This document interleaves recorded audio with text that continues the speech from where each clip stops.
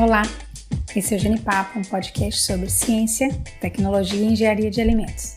E eu sou Hélia, professora da Universidade Estadual de Feira de Santana, UFES, na Bahia. No episódio de hoje, eu vou bater um papo com Dominique, estudante do curso de Engenharia de Alimentos e membro do Genipapo. Aproveitando que sempre está calor, vamos falar sobre os gelados comestíveis e as suas variações. Oi, Dominique! Oi, Pro! Oi, pessoal! Vamos sim! Esperei o verão todo por esse momento. O inverno tá quase aí e esse episódio não ficava pronto. Eu vou começar pedindo aos ouvintes que pensem: o que você imagina quando ouve a expressão gelados comestíveis? Já parou para se perguntar quais os produtos podem ser englobados nessa expressão? Sabe o que ela significa? Bem, estão nesses grupos os sorvetes e outros produtos como sorbet, sherbet, picolés e produtos especiais gelados. Até os geladinhos da nossa infância, que em alguns lugares se chamam sacolé, chup-chup, também entram nessa classificação, se forem industrializados, claro. Mas quem será que teve a ideia de misturar algo com gelo e fazer disso algo delicioso? E será que foi assim mesmo? Dominique, conta pra gente um pouco dessa história. Sim, Pro, existem algumas versões para o descobrimento dos gelados comestíveis, mas uma versão bem difundida diz que o imperador romano Nero, por volta do ano 62 d.C., ordenava que seus escravos fossem até os Alpes e lhe trouxesse gelo para que consumisse juntamente com sucos de fruta e mel. Uma outra versão bem curiosa e bem peculiar envolve a expedição com os cavaleiros mongóis, que numa certa feita levaram bolsas feitas com vísceras de animal, cheias de creme de leite para uma de suas jornadas no inverno. Com o galopar de seus cavalos, esse creme era vigorosamente batido e, por estar em baixa temperatura de forma simultânea, congelavam, se transformando em uma espécie nada convencional de sorvete. Imagine a surpresa deliciosa que esses cavaleiros tiveram. Pesquisando pela internet, é possível encontrar outras histórias e outras versões, mas o fato é que, independente do seu benevolente criador, os gelados comestíveis fazem sucesso no mundo inteirinho, em suas mais diversas variações, combinações e versatilidades.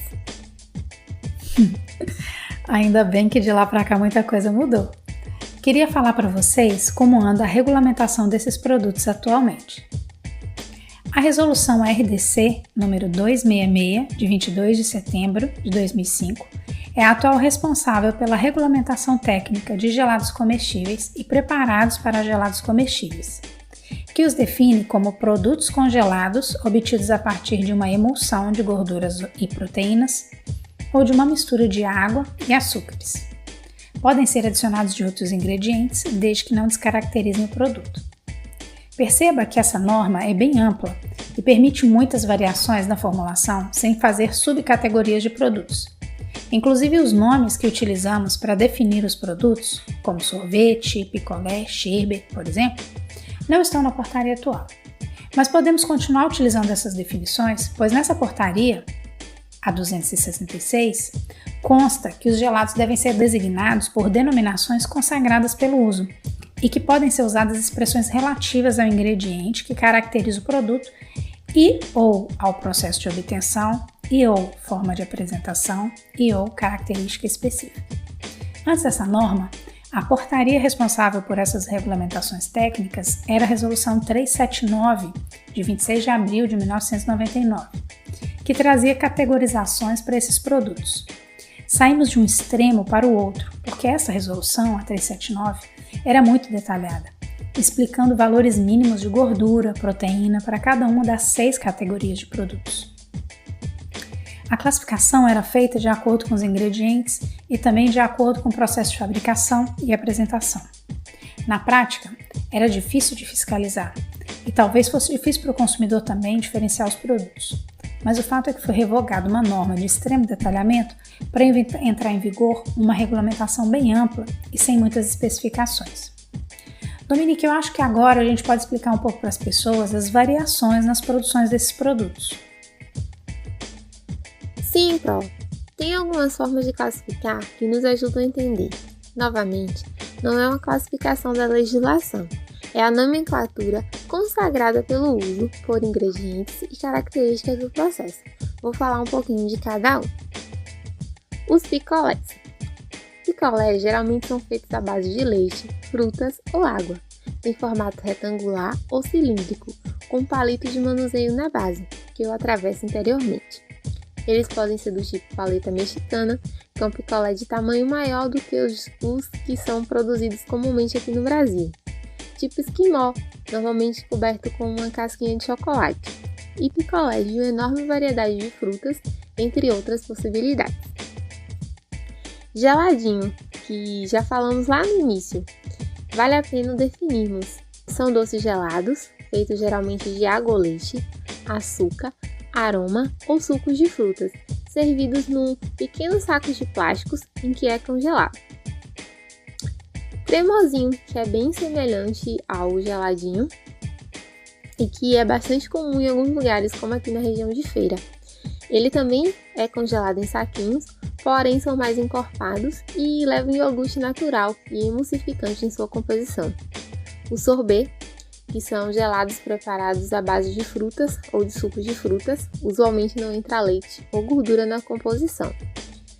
E o açaí, que nos últimos anos tem conquistado muitos consumidores, normalmente é vendido como frozen.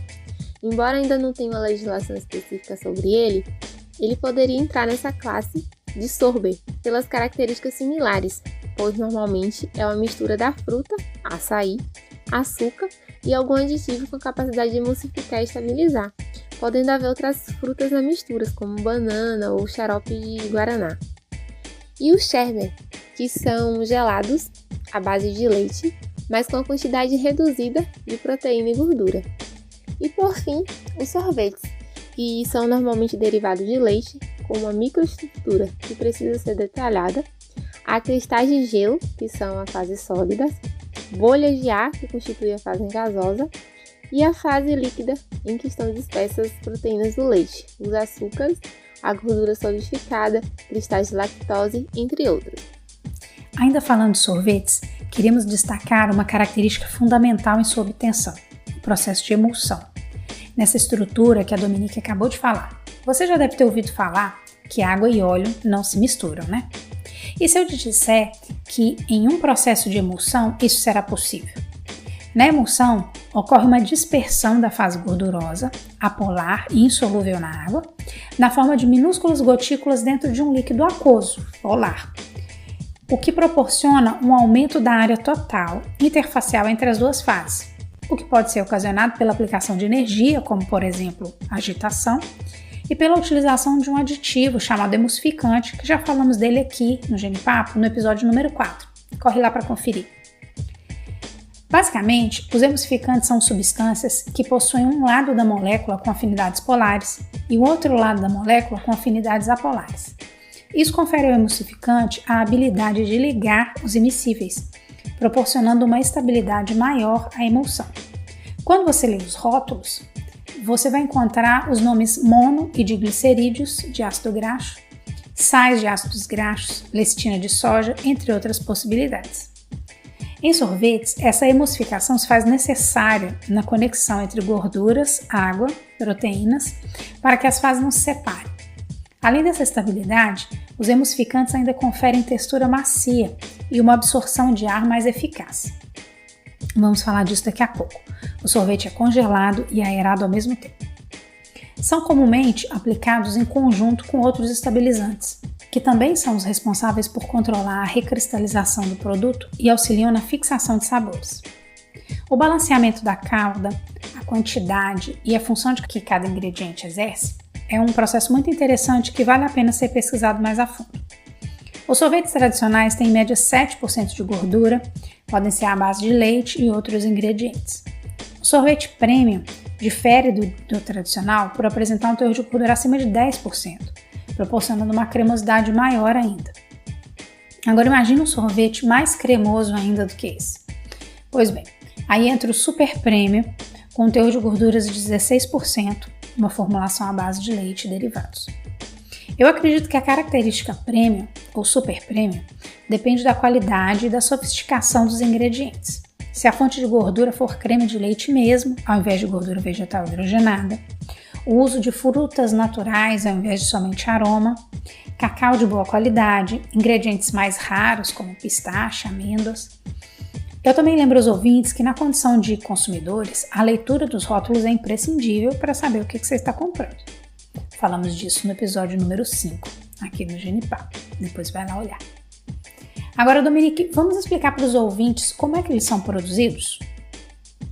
Vamos explicar um fluxograma unificado de fabricação que começa com a preparação da mistura, que é chamada de calda, que deve ser realizada seguindo procedimentos para evitar contaminações e garantir a dissolução adequada dos ingredientes.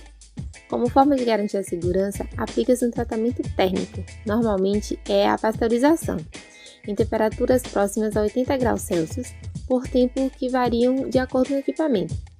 É importante falar que, em formulações que envolvem leite e produtos lácteos, o tratamento térmico é obrigatório.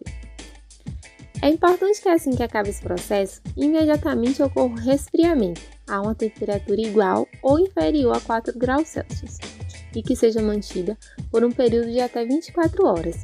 Esse processo é chamado de maturação e ocorre para favorecer uma cristalização da gordura, interação entre o emulsificante, liga e outros ingredientes, favorecendo a estabilidade da complexa mistura heterogênea que é o sorvete, além de melhorar o sabor e textura, o deixando mais encorpado e com uma boa aeração.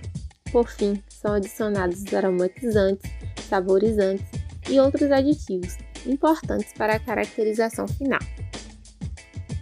Na produção de picolés, após a maturação, ocorre a colocação em formas, inserção de palitos e congelamento. Os geladinhos e cremosinhos, da mesma forma, são ensacados e congelados. Para sorvetes, após o tempo de maturação, ocorrem as etapas de batimento e congelamento. Esse processo acontece na produtora de sorvete, de forma simultânea, que combina na formação de pequenos cristais de gelo e incorporação de ar. Muda a consistência do produto, ele entra líquido no equipamento e sai semissólido. A incorporação de ar é chamada overrun. É uma etapa importante, pois aumenta o rendimento do produto e, consequentemente, aumenta o lucro. Esse parâmetro é calculado de maneira bem simples, através da diferença entre o peso da calda e o peso do sorvete multiplicado por 100. A RDC 266 de 2005 fala que os gelados comestíveis devem ter densidade aparente mínima de 475 gramas por litro. O ouvinte poderia pensar, qual seria a vantagem para o consumidor dessa incorporação de ar?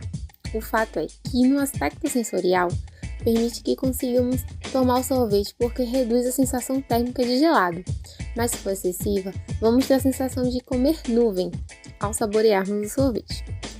Após o batimento, com mais da metade de água presente já congelada, ocorre o acondicionamento e o produto segue para a etapa de endurecimento, que consiste em um congelamento mais intenso. As condições necessárias de processamento e requisitos podem ser consultados na RDC número 267, de 25 de setembro de 2003. E é bom ressaltar que os gelados comestíveis possuem características que exigem pesquisas e desenvolvimento de formulações que sejam sensorialmente agradáveis. Por exemplo, a temperatura. Vocês sabiam que precisa de um estudo para saber sobre a taxa de derretimento dos gelados? Se você já comprou um sorvete de casquinha e em segundos ele começou a derreter, que desastre, não é? Isso quer dizer que o seu sorvete na casquinha apresentou uma taxa de derretimento alta. Além da taxa de derretimento, podemos citar diretamente a textura, sabor, aroma e cor, e como elas devem ser para que tenhamos um produto de acordo com o esperado. Sendo assim, a textura deve ser consistente, com baixa elasticidade, com a cremosidade que permita uma sensação aveludada a degustar.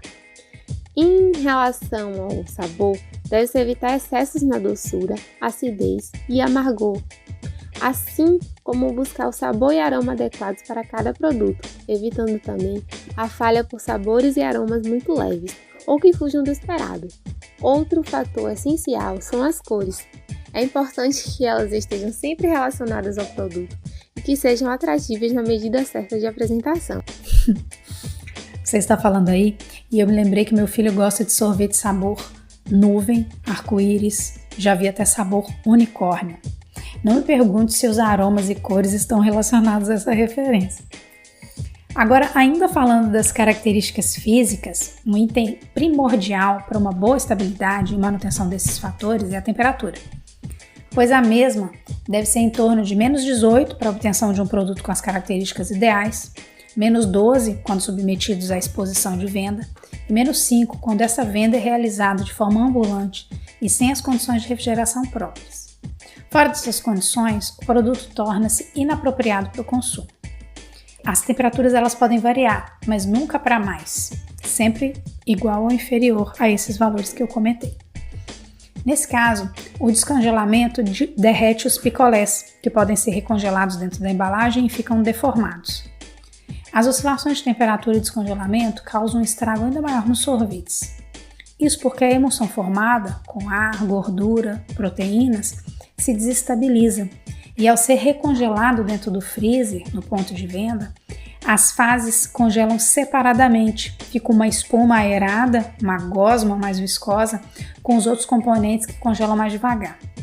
É importante lembrar ao consumidor que o frio é necessário para manter as características físicas do produto, mas também a segurança microbiológica, para que nenhum micro-organismo cresça. As indústrias têm por obrigação manter as boas práticas de fabricação, usar ingredientes que sejam seguros, mas a manutenção do frio é fundamental. Por falar em consumo, como anda o consumo dos gelados comestíveis no Brasil, Dominique? A ABIS, Associação Brasileira de Indústrias e do Setor de Sorvetes, faz um levantamento anual do consumo por região, sendo a região Sudeste responsável por 52% do consumo e a região Nordeste, onde o nosso Genipapo está situado, responsável pelo segundo lugar, com 19% do consumo nacional. O curioso é que, se fôssemos esperar um consumo proporcional ao calor que sentimos na maior parte do ano, nosso consumo seria mais elevado. Outro dado traz que, em litros, o consumo per capita do país em 2019 foi de 5,29. Nada mal, né? Esse hábito de tomar sorvete quando está calor é muito comum entre nós brasileiros, mas não é bem isso que acontece em outros locais pelo mundo. E pelo que li, em países como a Suíça, por exemplo, apresenta alto índice de consumo, independente da estação do ano. O sorvete é encarado como alimento, e não só como sobremesa ou lanche como acontece por aqui. Então, seja para amenizar o calor, para remeter ao gosto da infância, na sobremesa ou na hora do lanche, os gelados comestíveis são uma boa pedida e fazem parte da porção saborosa da vida. É imprescindível que as empresas estejam sempre de olho nas inovações, nas normas vigentes de higiene e de rotulagem. Você encerrou muito bem. Obrigada, Dominique. Tchau, ouvintes. Tchau, pessoal. Até a próxima. Lembro que vocês poderão interagir com a gente nas redes sociais através do Instagram, @genipapopodcast, e do e-mail podcastgenipapo@gmail.com, enviando dúvidas, curiosidades, elogios e críticas. Será uma alegria essa troca com vocês. Esse foi o nosso episódio do Genipapo Podcast. Esperamos vocês aqui no nosso próximo encontro, quando vamos falar sobre produtos cárnicos embutidos.